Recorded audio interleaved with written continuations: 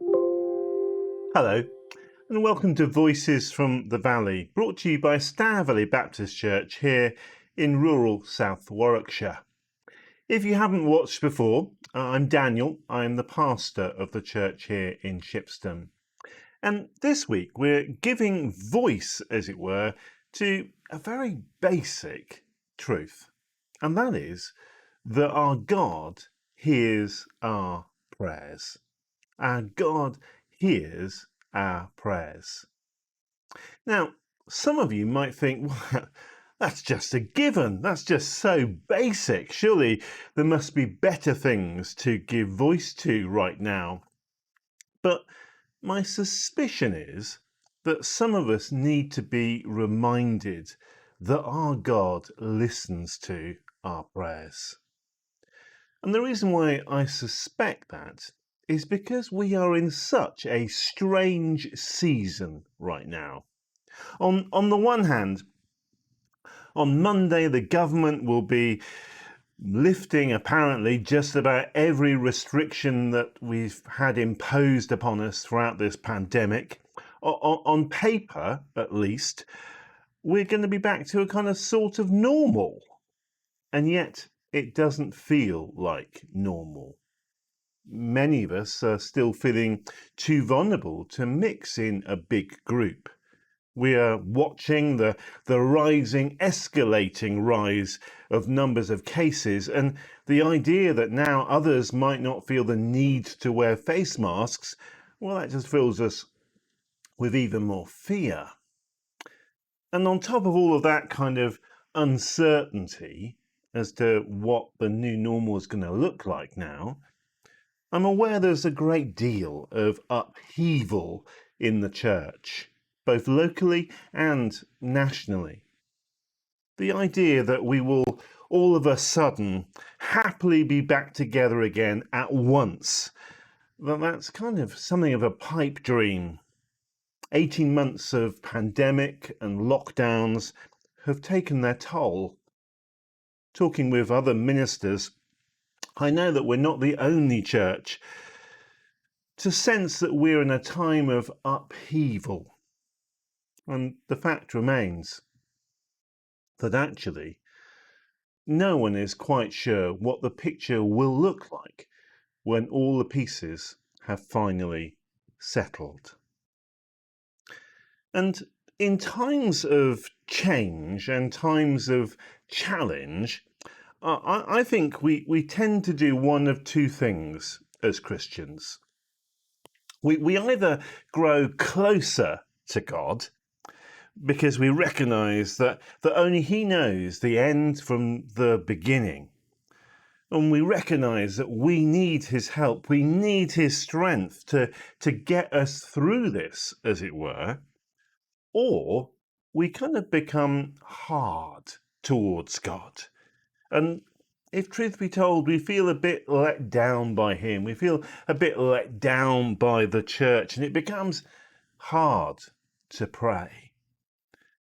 And it's good to be honest, really good to be honest if we're in that place where we may well have started out, with our faith in our God to lead us through all of this mess. But the longer it goes on and the more complicated it becomes, the more twists and turns and false starts, the more weary we have become and the less inclined to pray we've become. Well, if that's you, all right, I want to encourage you. Jesus, he assumed that we would pray. When he's preaching the Sermon on the Mount in Matthew chapter 6, he starts talking about prayer. And he starts talking about prayer by saying, when you pray. When you pray.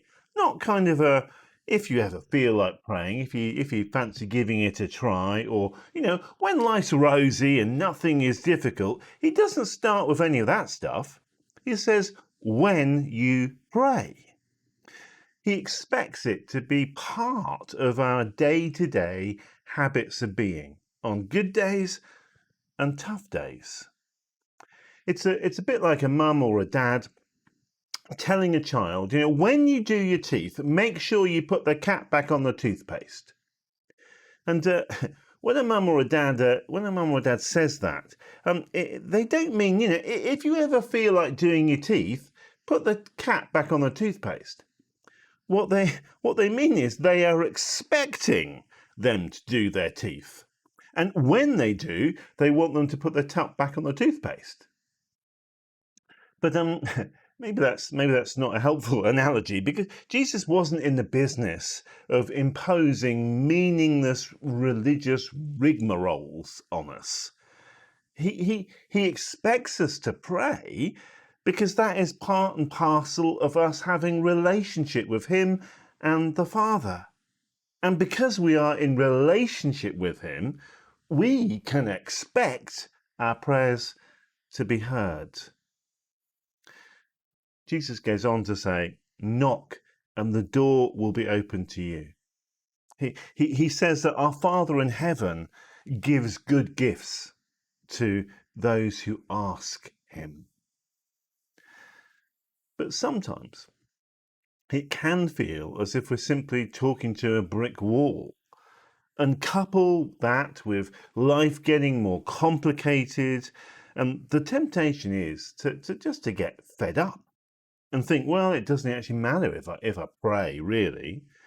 And we can very easily become cynical and to become discouraged. Well, here's a simple thought, all right? I was in my garden the other evening, and I got hit by just a powerful waft of really intoxicating perfume, because my jasmine plant has suddenly burst forth into flower. It doesn't flower for long every year, but over, I don't know, 3-4 weeks, it's a wash with these little white flowers, and their size is deceptive because even though they are little white flowers and very fragile, boy, do they give off a real intense perfume.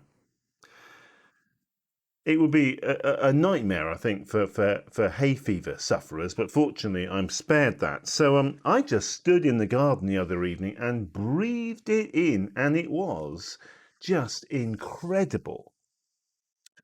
And then as I was kind of enjoying the moment, it suddenly hit me that even if I had a really appalling sense of smell, that perfume, it would still reach me. And it would only take a person with an average or even below average sense of smell to pick up something of the pungent aroma. In other words, the scent of the plant, well, it does its job. You are instantly aware of it. If I was, I don't know, a pollinating insect out there that evening, I would be homing in on that. I wouldn't have to go, oh, where's that coming from? I'd know precisely where it was coming from. You're instantly aware of it. And even if you aren't aware of it, it still reaches you. And when I was thinking about that jasmine, I was remembering Psalm 141. It's a psalm that David writes in the Old Testament, and he says, "O Lord, I call to you. Come quickly to me. Hear my voice when I call to you. May my prayer be set before you like incense. May the lifting up of my hands be like the evening sacrifice." And David he's likening his prayers there to the incense that they burnt in the temple. Wispy billows of perfume, of scented smoke rising up. And I remember too the account in John's Gospel of how Jesus was having dinner in a place called Bethany. He was in someone's house in that place, and a woman called Mary comes in, and she pours out a whole pint of perfume called nard over Jesus' feet. And John chapter 12 tells us the house was filled with the fragrance of the perfume. The house was filled with the fragrance of the perfume. It would be a bit like going into my garden at 9:30 in the evening right now, because the whole air is just heavy with the scent of jasmine. The house was filled with the fragrance of perfume.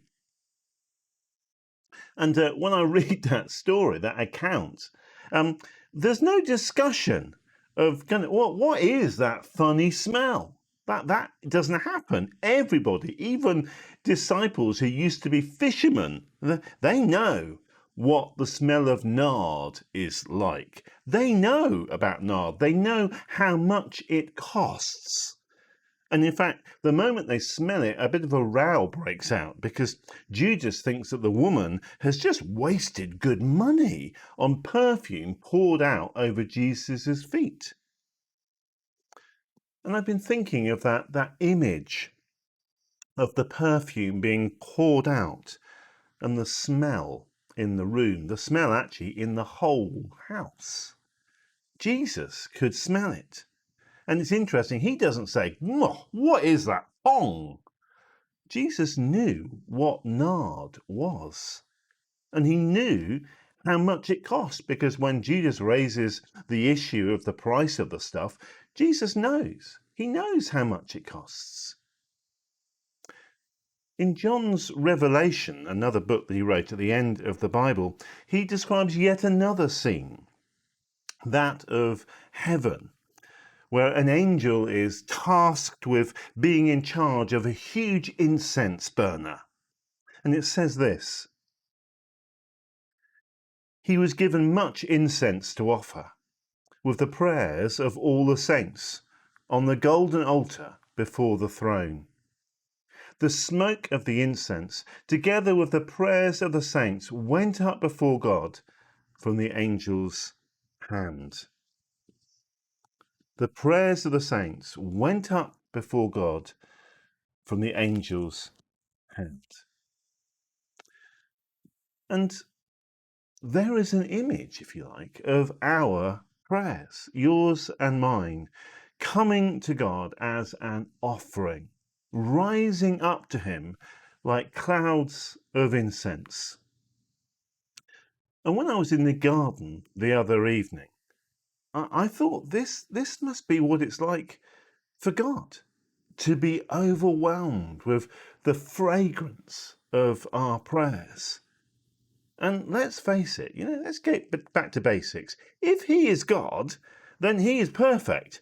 And there's absolutely nothing wrong with his sense of smell, as it were. If I can smell that jasmine, he is more than aware of our prayers. And thinking of that account of the woman pouring perfume on Jesus' feet, our God knows. He knows what our prayers have cost us. He can, if you like, smell the frustration, the struggle, the difficulty of our prayers. He knows when prayer has been hard for us, and yet we prayed anyway. And I reckon those are the sweetest, most treasured prayers that he ever receives. So I give you those voices from Scripture, those images and those scents, as it were, to encourage you. Your prayers, even if they are a struggle to say, they rise to our God like incense, and they are noticed, they are heeded. These little flowers on jasmine, they are puny. I've got far bigger flowers in my garden out there, but none of them match the scent of this little star-shaped flower, jasmine. You might think my prayers are puny. What am I? Why should God be? It's no wonder that my prayers don't appear to be answered, because, well, why should he? Who am I? Listen, just one little white jasmine flower is just, gives off an unmistakable smell. Our prayers, however small we might feel, however feeble we might feel, they're heard. They have an impact. And they're noticed. they're heeded. Our God is aware of our praying in the same way that I could not avoid sensing the fragrance of my jasmine the other evening. We can be sure that our God is listening to our prayers.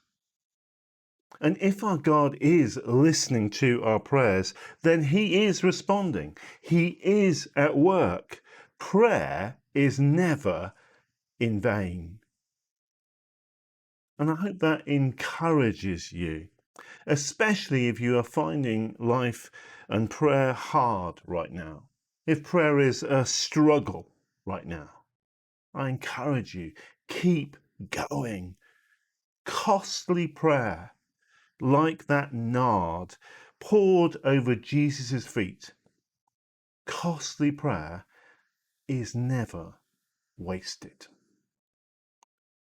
Amen.